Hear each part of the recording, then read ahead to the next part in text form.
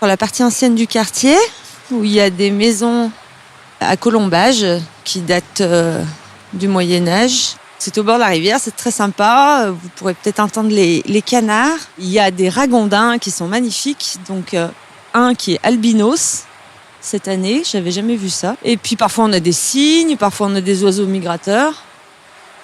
J'ai la chance d'avoir des fenêtres qui donnent sur la rivière de la Gers.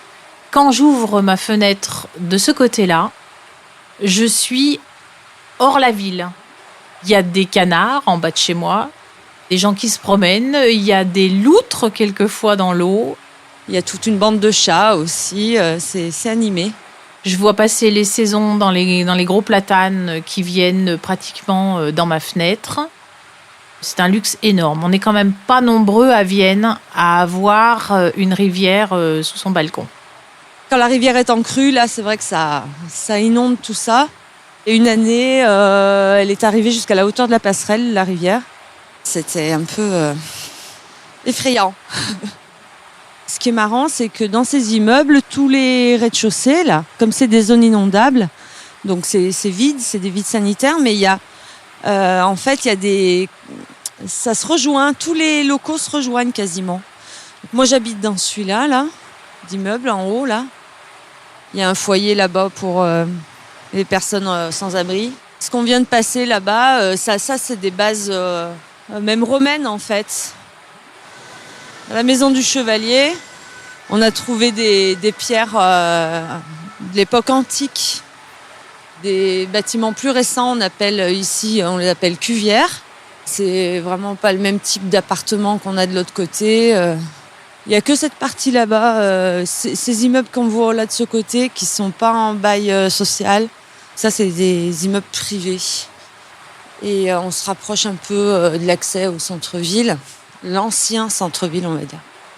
Là, c'est la rue de la Cocarde où j'habite. Et c'est une rue qui est ancienne, avec beaucoup d'anciennes pierres.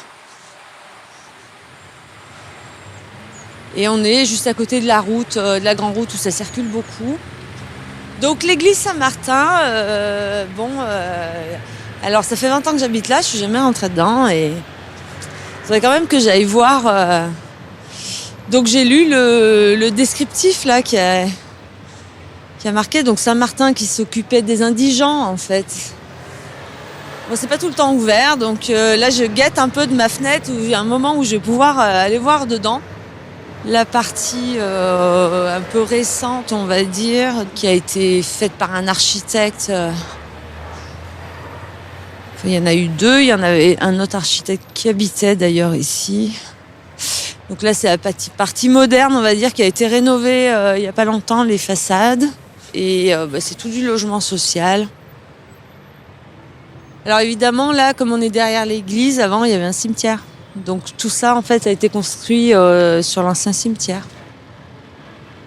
Et là, en haut, on voit l'usine Testu, donc qui est une ancienne usine, qui est un très beau bâtiment en briques et qui va apparemment là être détruite. Et c'est un beau bâtiment, il y aurait vraiment quelque chose à faire de sympa. Il y a beaucoup de cafés.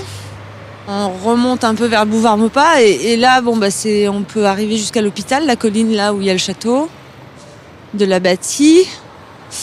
Pareil, il y a un côté où c'est bâtiments HLM, l'autre côté où c'est des bâtiments privés. Et là, on est vite à la campagne en fait, en montant par ici. Voilà, on a à peu près fait le tour. Après, on pourrait encore. Mais bon, on a vu le principal là. C'est pas non plus un quartier immense, donc